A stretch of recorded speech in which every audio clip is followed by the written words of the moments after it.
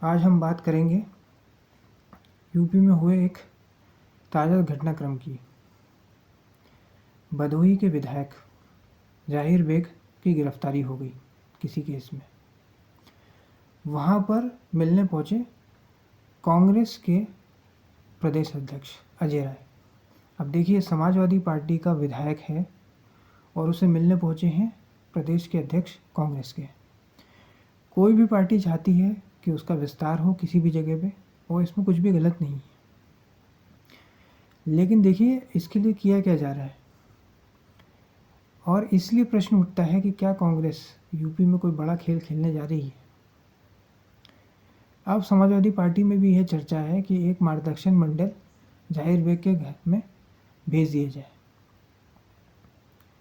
तो जब इनके कांग्रेस का आया था तो कांग्रेस का प्रदेश अध्यक्ष आया था, लेकिन अब समाजवादी पार्टी से जो जाएंगे वो एक मार्गदर्शन मंडल होंगे। तो आप सोचिए कि कांग्रेस क्या कोई बड़ा खेल खेलने जा रही है यूपी में। मुलायम सिंह यादव हमेशा जानते थे कि कांग्रेस जो है ऐसे रीजनल पार्टीज़ को ज़्यादा सपोर्ट नहीं करेगी, इसलिए उन्होंने अपना घर कभी भी कांग्रेस को नहीं दिखाया। घर मतलब लिटरली घर नहीं, अपना कोर वोटर इनको शिफ्ट नहीं करवाया। लेकिन ये काम इनके लड़के ने किया और उनकी मजबूरी भी थी, क्योंकि मुस्लिम वोट बढ़ जाता। SC/ST वोट जो है वो कांग्रेस के कारण समाजवादी पार्टी में आया है, तो इसलिए उनकी मजबूरी थी। लेकिन अब कांग्रेस अपना विस्तार करने जा रही है। छोटे दलों के साथ वो पहले गठबंधन करती है, फिर धीरे धीरे आगे बढ़ती जाती है और ख़त्म कर देती है। तो ऐसा ही बाबू जगजीवन राम के साथ भी इन्होंने किया था, और ऐसा ही कई लोगों के साथ ये कर चुके हैं। बड़े से बड़े नेता को कई बार ये नचा देते हैं, पहले उसको लॉलीपॉप देते हैं सत्ता का, और फिर उसकी पार्टी को ख़त्म कर देते हैं। सेम ऐसा ही आज के समय में सत्तारूढ़ दल भी कर रहे हैं। इसलिए कभी भी आपने देखा होगा कि बहन मायावती जी जो हैं, कभी भी कांग्रेस के सपोर्ट में कोई बयान नहीं देती। इसलिए नहीं देती हैं क्योंकि कांग्रेस जो वोट बचा हुआ है SC/ST का अभी बसपा में, वो भी शिफ्ट हो जाएगा। तो कांग्रेस धीरे धीरे बड़ा खेला करते हुए दिख रही है, और हो सकता है 2027 के चुनाव में एक बड़ा प्लेयर बन के उभरे, क्योंकि हर चीज़ में ये आरक्षण से चीज़ों को जोड़ देते हैं। और एक वर्ग ऐसा है जो इनसे जुड़ना चाहता है, वो भाजपा के साथ नहीं जाएगा, वो इन्हीं के साथ आना चाहता है, क्योंकि उसे भी एक अल्टरनेटिव चाहिए।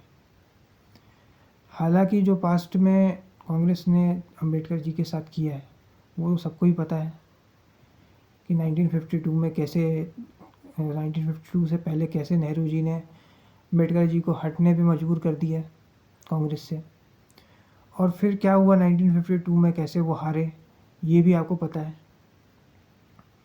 वैसे ही सेम बाबू जगजीवन राम के साथ हुआ है। तो SC/ST वालों तो कैसे सीताराम केसरी के साथ किया गया, जो इनके राष्ट्रीय अध्यक्ष थे, कैसे उन्हें हटाकर सोनिया गांधी को बनाया गया, ये सभी जानते हैं। तो कांग्रेस जो है वो अब बड़ा खेला करने जा रही है समाजवादी पार्टी के साथ।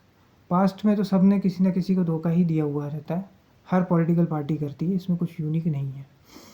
भाजपा में भी ये किया है, हर पॉलिटिकल लीडर जो अपना करियर बनाता है वो किसी न किसी धोखे से ही बनाता है। जैसे मोदी जी ने अडवाणी के साथ किया है, जैसे छगन भुजबल ने बाला साहब ठाकरे के साथ किया है, जैसे चंद्रबाबू नायडू ने NTR के साथ किया है।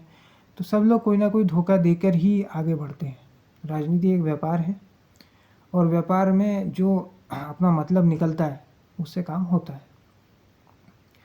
अब अखिलेश यादव ने जो 2024 में गठबंधन करके जो ब्लेंडर किया है, क्या वो आगे भारी पड़ेगा, क्योंकि 37 सीट तो उनको मिल गई, वो विपक्षी दलों में सब दूसरे नंबर पे आ गए। लेकिन क्या आगे चल के इनके वोट में सेंध कांग्रेस लगा सकती है, और कांग्रेस एक बड़ा दल उभर सकता है। अभी तो इनके पास कोई ऐसा बड़ा नेता नहीं है जो अखिलेश यादव से बड़ा हो सके विपक्ष में। हालांकि जैसा भाजपा के लोग स्टेटमेंट दे रहे हैं जैसे सीएम स्टेटमेंट दे रहे हैं और जो घटनाक्रम हो रहा है, जैसे उप मुख्यमंत्री बार बार दिल्ली जा रहे हैं और जो दूसरे नेता भी हैं, उनके भी वो भी जुगाड़ लगा रहे हैं कि वो मुख्यमंत्री बन सकें।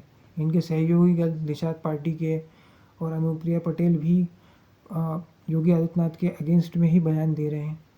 तो इसलिए ये लग रहा है कि 2027 में शायद योगी आदित्यनाथ नहीं भी आए और इसमें समाजवादी पार्टी और कांग्रेस का ही फ़ायदा हो जाए। लेकिन कैसा होगा, क्या जाति समीकरण बैठेगा या जनता जो है इनके साथ जुड़ेगी, वो भविष्य की बात है। भाजपा भी एक कंटेंडर है, लेकिन जैसा ये बयान दे रहे हैं, बटोगे तो कटोगे, तो इससे समझ में आता है कि इनकी एक डेस्परेशन है। ये अपने काम पर वोट नहीं मांग रहे हैं, ये सिर्फ जो है हिंदू मुस्लिम करके वोट लेना चाहते हैं, ध्रुवीकरण की राजनीति कर रहे हैं। उसमें समाजवादी पार्टी और कांग्रेस का फ़ायदा हो रहा है। 2024 में भी ये इसलिए हारे थे यूपी और महाराष्ट्र में, क्योंकि इन्होंने जो है टिकट डिस्ट्रीब्यूशन ऐसा किया कि पूरी जो लहर थी, टिकट डिस्ट्रीब्यूशन से पहले लहर थी, टिकट डिस्ट्रीब्यूशन के बाद लहर ख़त्म हो गई। क्योंकि भाजपाइयों ने किसी को भी समाजवादी पार्टी से ले लिया, कांग्रेस से ले लिया, कहीं से भी कुछ भी उठाकर कर दिया है। इसमें समाजवादी पार्टी और कांग्रेस ने फ़ायदा उठाया और वो आगे बढ़ गई। तो कांग्रेस जो है वो धीरे धीरे अपना विस्तार कर रही है। पिछले विधानसभा चुनाव में भी लड़की हूँ लड़ सकती हूँ वाले नारे के साथ प्रियंका वाड्रा आगे बढ़ी थी। हालांकि उन्हें अपेक्षित सफलता नहीं मिली, क्योंकि जो पोस्टर गर्ल थी उनको टिकट ही नहीं मिला, जैसे कि प्रियंका मौर्य। अब उन्होंने भी पार्टी छोड़ दी थी, और ऐसे ही अदिति सिंह जो रायबरेली से विधायक है, उन्होंने भी पार्टी छोड़ दी है। और ऐसे ही कई सारे नेताओं ने हार के पार्टी छोड़ दी। जब से समाजवादी पार्टी और बसपा का उदय हुआ है, कांग्रेस जो है वो ध्रुव तारा बन चुकी है यूपी में। अब वो अपने रिवाइवल के लिए प्रयास कर रही है। तो अमेठी और रायबरेली जीतना उसके लिए एक बहुत हर्ष की बात थी। हालांकि वो 99 सीट से ऊपर नहीं जा पाए, और कोई बड़ा कमाल करने के लिए भी इनके पास संगठन होना ज़रूरी है। संगठन तो समाजवादी पार्टी के पास है, ये भी एक बड़ी परेशानी कांग्रेस के लिए है। लेकिन वोट भी कई बार कट जाते हैं, क्योंकि SC/ST वोट तो कांग्रेस के साथ ही जाएगा, और मुस्लिम वोट भी अगर इन्होंने जाहिर बेग और दूसरे की सिंपैथी लेकर बटोर लिया, तो समाजवादी पार्टी का एक तरीके से क्षय हो जाएगा, और वो भी बसपा की तरह हो जाएगी। क्योंकि आप तो जानते ही हो, राजनीति में कोई किसी का नहीं होता है। मुलायम सिंह यादव जब पहली बार CM बने थे तो भाजपा के सपोर्ट से बने थे। लालू प्रसाद यादव जब CM बने थे तो भाजपा के सपोर्ट से बने थे। महबूबा मुफ्ती जब CM बनी थी तो भाजपा के सपोर्ट से बनी थी। नीतीश कुमार CM बने पहली बार, भाजपा के सपोर्ट से बने। तो जितने भी जाति की राजनीति करने वाले नेता हैं, उन्हें कहीं ना कहीं भाजपा ने ही सपोर्ट किया है। DMK के साथ भी भाजपा ही रही थी। तो आज जो है इन पे भले ही ये लोग छीटाकशी करते हैं, उल्टी सीधी बातें करते हैं कि ये जाति की राजनीति करते हैं, लेकिन सारे लोगों को साथ सबसे पहले भाजपा गई है। और आज ये बहन मायावती जी जो हैं, जो 4 में से 3 बार CM बनी है, वो भाजपा के सपोर्ट से बनी है। जनता की मेमोरी जो है वो बहुत ज़्यादा शार्प नहीं होती है, वो 2 दिन में चीज़ें भूल जाते हैं। रील्स वाली जो जनरेशन है, उन्हें जल्दी एक सेकंड में जब नया कंटेंट मिल रहा है, तो 2 दिन के बाद जो है वो न्यूज़ कैसे याद रख पाएगी। तो ये तो फिर भी 1990 की बातें हैं। राजनीति में कोई किसी का नहीं होता। आज जिसे आप सपोर्ट कर रहे हैं, जैसे आप देखिए कि एक पार्टी थी बिहार की जिसे भाजपा ने सपोर्ट किया, जैसे ही वो जीत गए, उनके तेवर देखिए चुनाव होने के बाद, क्योंकि भाजपा की सीटें कम आई। इसलिए कल को कांग्रेस भी बड़ा खेला कर सकती है समाजवादी पार्टी के साथ। इसलिए समाजवादी पार्टी को थोड़ा सजग रहने की ज़रूरत है।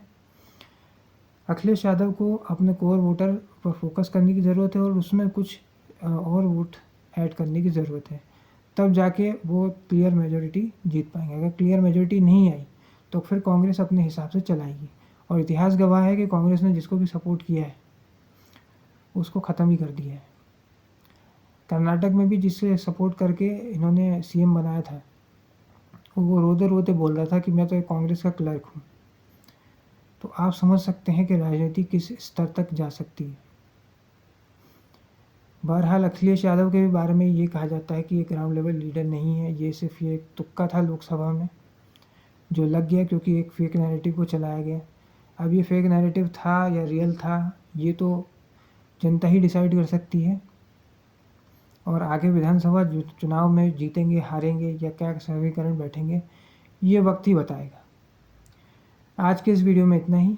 अगर ये वीडियो आपको पसंद आए तो वीडियो को लाइक करें, शेयर करें और चैनल को सब्सक्राइब करें। धन्यवाद।